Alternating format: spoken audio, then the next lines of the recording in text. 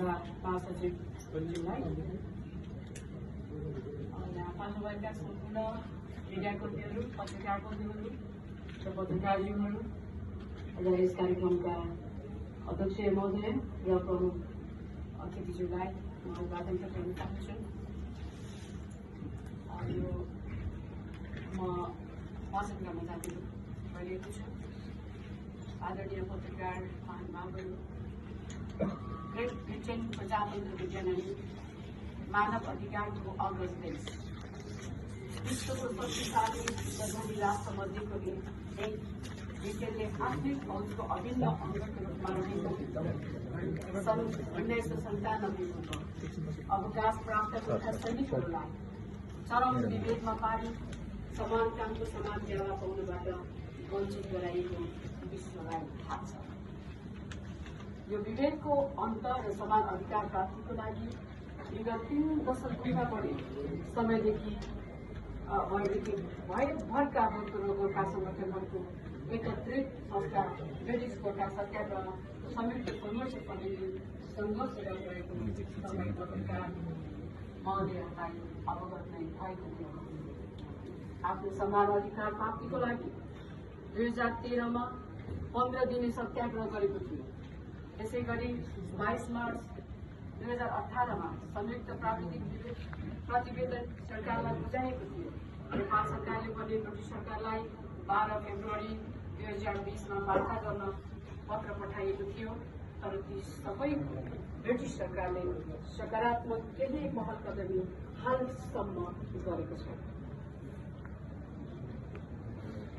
ब्रिटिसको यो हेपाहा प्रवृत्तिले हामी नेपाली जनताको स्वाभिमान प्रतिष्ठामा चोट पुर्याएको छ नै। नेपालको पत्रलाई पनि यसरी अवमूल्य गरिनु हाम्रो सार्वभौम राष्ट्रलाई पनि अपमान गर्नु।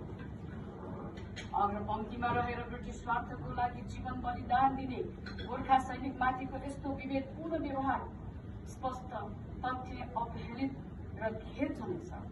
यसले 9 नोभेम्बर 1947 को त्रिपक्षीय सन्धिको त अवहेलना भएको छ नै। यसको साथै यो व्यवहारले समान कामको समान ज्याला, आर्थिक सामाजिक तथा सांस्कृतिक अधिकार सम्बन्धी अन्तर्राष्ट्रिय सम्झौताको धारा 7, युरोपियन सामाजिक बडापत्रको धारा 4, संयुक्त राष्ट्रसङ्घको बडापत्र धारा 1, बेलायतकै जातीय सम्बन्धी कानून 1976 आदिको अवमूल्यन गरेको छ। गोर्खाहरू जसले आफ्नो जीवनको उर्वर समय बेलायती सेनामा बलिदान गरे, सो बापत 1 वर्षमा दिलाइने त्यो तुच्छ पेन्सन समकक्ष ब्रिटिस सैनिकहरूले 1 महिनामा खान्छन्। सँगसँगै तलब भत्ता र अन्य सुविधाहरू समकक्ष ब्रिटिस सैनिकको भन्दा 4% कमी थालेको छ। उक्त कुराहरूले गोर्खा सैनिकलाई भएको विभेद स्पष्ट रूपले प्रस्ट्याउँदछ। यो कस्तो राजनीतिको अवस्था हो? एउटा गरीब देशको नागरिक वीर गोर्खाहरू जसले 206 वर्षदेखि उच्च निष्ठाको साथ अभूतपूर्व बलिदान गर्दै आए पनि उनीहरू विरुद्ध भएको अपमान, मानवीय शोषण गरेकोले ब्रिटिस सरकारको विरुद्ध ब्रिटिससँग विगत 30 वर्षभन्दा बढीदेखि निरन्तर घनीभूत आन्दोलन गर्न बाध्य भएका छन्। 1997 का करिब 4 लाखको संख्यामा रहेका जीवित निवृत्त संख्या 40,000 को संख्यामा रहेका जीवित निवृत्तहरूको संख्या अहिले घटेर करिब 16,000मा झरिसकेको छ र यो घट्ने क्रम तीव्र गतिले बढिरहेको छ। आजको समयमा पनि यस्तो व्यवहार गर्न सम्भव हुन ब्रिटिस जस्तो महान राष्ट्रको लागि असामान्य, अनैतिक, अमानवीय र अश्लील हुनेछ। तसर्थ हामी प्रति सद्भाव राखी 200 वर्षभन्दा लामो इतिहास बोकेको नेपाल ब्रिटेन द्वैत सम्बन्ध कायमै राख्ने हो भने यथाशीघ्र एउटा उच्च स्तरीय वार्ता समिति गठन गरी यो लामो विभेदकारी मुद्दा सदाको लागि सल्टाउन नेपाल र ब्रिटेन सरकारको गम्भीर ध्यान जान वार्ताको वातावरण सृजना गराउन दुवै सरकारसँग आग्रह गर्दछौँ।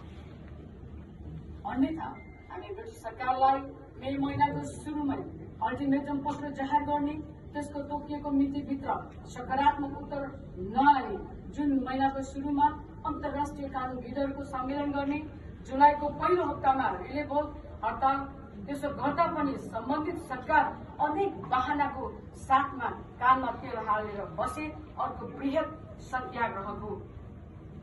सत्याग्रहको साथै अन्तर्राष्ट्रिय निकायहरूमा मुद्दा दायर गर्न बाध्य हुनेछन्। अत यी कुराहरूलाई केन्द्रमा राखी आफ्नो आफ्नो स्थानबाट आवश्यकीय कामहरू गरी सहयोगार्थ ऐक्यबद्धता जनाउनको लागि सम्पूर्ण न्यायप्रेमी जनता, कानूनविद, राजनैतिक पार्टीहरू, माननीय सांसदज्यूहरू, पत्रकारज्यूहरू, मानवाधिकारवादीहरू, संस्था तथा व्यक्तिहरूमा र विभेद नसहने दुवै देशका आम जनताहरूमा हार्दिक अपिल गर्दछु। पूर्ण सहयोगको लागि आभारको साथमा धन्यवाद व्यक्त गर्दछु। संयोजन